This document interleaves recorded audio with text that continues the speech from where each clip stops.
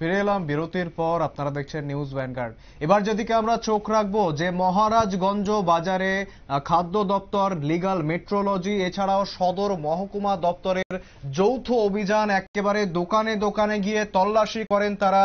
পেঁয়াজের যে মূল্য বৃদ্ধি হচ্ছে, অনিয়ন্ত্রিত মূল্য বৃদ্ধির কারণেই কিন্তু তারা এই অভিযান চালিয়েছেন। পাশাপাশি একাধিক দোকানে গিয়েছেন, সমস্ত নথিপত্র খতিয়ে দেখেছেন এবং কোথায় কি অনিয়ম হচ্ছে সমস্তটা তারা প্রত্যক্ষ করেছেন, দেখেছেন। পাশাপাশি এখনো পর্যন্ত আমাদের কাছে যে খবর রয়েছে তাতে একটি দোকান আপাতত বন্ধ রাখার নির্দেশ দিয়েছেন তারা। আমরা দেখছি, সরাসরি দেখতে পাচ্ছি সেই ছবি যে একাধিক দোকানে যাচ্ছেন আধিকারিকরা।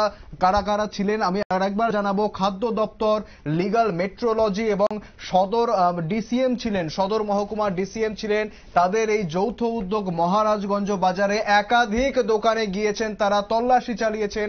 কোথায় কি অনিয়ম হচ্ছে সমস্ত নথি খুঁজে দেখেছেন। কেন মূল্য বৃদ্ধি হচ্ছে, পেঁয়াজের দাম কেন বাড়ছে, পেঁয়াজ ছাড়াও অন্যান্য সামগ্রীর ক্ষেত্রে কি কি অনিয়ম হচ্ছে সমস্ত দিকটা খতিয়ে দেখেছেন তারা। পাশাপাশি এখনো পর্যন্ত যে খবর রয়েছে আমাদের কাছে তাতে একটা দোকান আপাতত বন্ধ রাখার নির্দেশ দিয়েছেন তারা। আমরা কথা বলার চেষ্টা করেছিলাম সদর মহকুমা ডিসিএম ঠিক কি জানিয়েছেন শোনাবো আপনাদের। আজকে আমরা সদর এনফোর্সমেন্ট টিমের পক্ষ থেকে আমরা মার্কেট এনফোর্সমেন্টে এসেছি। আমরা বর্তমানে মহারাজগঞ্জ বাজারে আছি। এসে আমরা প্রথম থেকে আমরা ফার্স্ট পার্টি যারা বিক্রি করছেন আলু পেঁয়াজ আমরা এটা দেখছি। এর মধ্যে আমরা একটা দোকান পেয়েছি, রামু ভুইয়া। ওনার দোকানে প্রপার ওনার মেমো দেখাতে পারেননি যে এটা কিনে এনেছেন।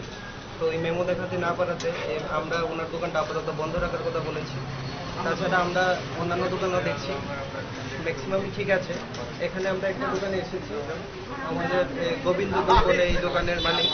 উনি আমাদেরকে প্রপার সেল মেমো যেটা আছে, উনি যেটা বিক্রি করছেন সেল মেমোটা প্রপারলি আমাদেরকে দেখাতে পারেননি। আমরা সেই সেল মেমো মেমো বইটা আমরা সিজ করে নিয়েছি। আর আমাদের এই সদর এনফোর্সমেন্টের যে অভিযান এটা আগামী দিনেও চলতে থাকবে।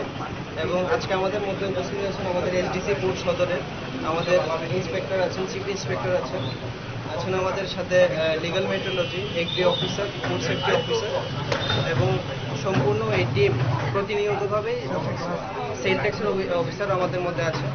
আর এই টিম প্রতিনিয়তভাবেই বাজারে ইন্টারভেনশন করবে যাতে মূল্যটা ঠিকঠাকভাবে আমরা প্রতিরোধ করতে পারি, যাতে মানে কোনো ধরনের অস্বাভাবিক মূল্য না পড়ে।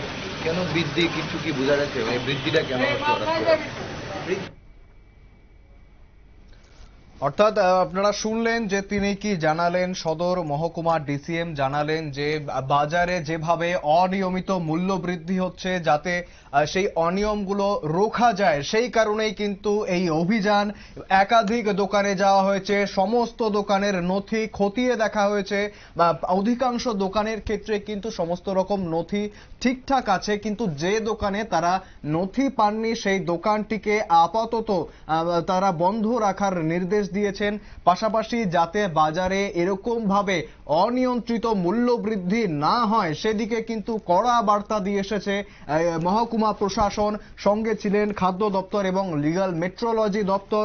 তাদের এই যৌথ অভিযান ছিল মহারাজগঞ্জ বাজারে। আমরা চোখ রাখবো অন্যান্য সংবাদের দিকেও। ফিরে আসছি একটা বিরতির পর, সঙ্গে থাকুন।